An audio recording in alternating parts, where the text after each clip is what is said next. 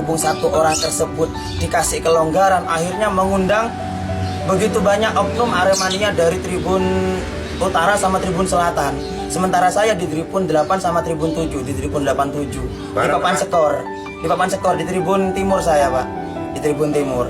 Dari Utara sama Selatan itu sama-sama turun, tapi gak banyak, Pak. Paling tidak itu kira-kira ada sekitaran 2000 supporter lah. Gak nyampe separuhnya, padahal yang hadir 42.000 lebih yang hadir itu. Full sesak memang di Kanjuruhan itu, Pak. Karena mungkin hal tersebut yang memicu adalah aparat sendiri yang memukul Aremania begitu keras sampai ada yang meninggal di lapangan pada saat itu. 2 orang kalau nggak salah. Kita melihat dengan mata saya sendiri, Pak. Sebelum ada tembakan gas Sebelum air mata. ada gas air mata sudah ada pukulan. Yang meninggal. Dari pihak aparat sudah ada pukulan dan geletak di tengah itu sudah terkapar. Meninggal Anda ada tahu ya, pokoknya terkapar. Tapi nggak bergerak sudah, Pak. Posisi sudah terdiam gitu.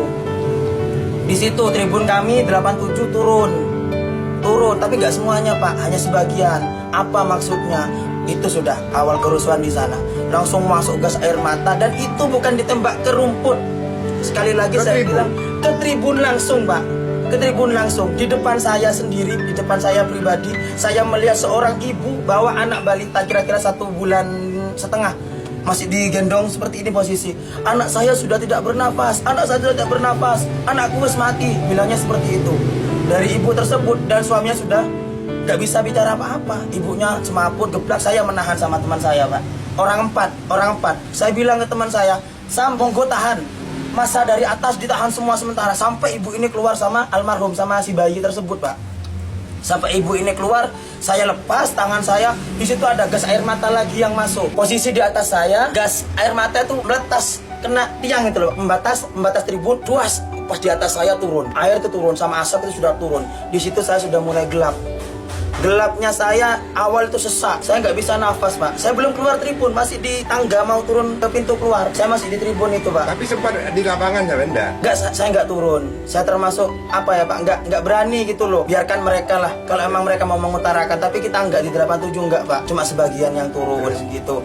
Keluarnya? Saya keluar itu saya sudah lepas kontrol. Saya nggak sadar sudah, Pak. Info dari teman saya Aremania sekaligus teman saya yang dibonceng saya berdua pakai sepeda motor saya sama-sama Probolinggo Sumber Taman, itu yang bopong saya, bawa lari saya karena saya sudah kejang, mata sudah putih semua.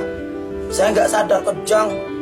Kalau telinga saya nggak berfungsi sudah, Pak, cuma dengarnya seperti suara bising-bising gitu, nggak dengar suara apa-apa sudah, cuma dengar suara bisingan aja, Pak. Sadarnya di mana? Sadarnya saya sudah ada di tim medis. Rumah sakit? Bukan masih, Pak, di sekitar stadion. area stadion. Dia membantu saya memberikan oksigen sekaligus memompa dada saya, Pak, secara manual, bukan pakai alat, secara manual. Dioyak, itu saya masih belum sadar. Sampai di pure, habis air 2 timba masih belum sadar saya.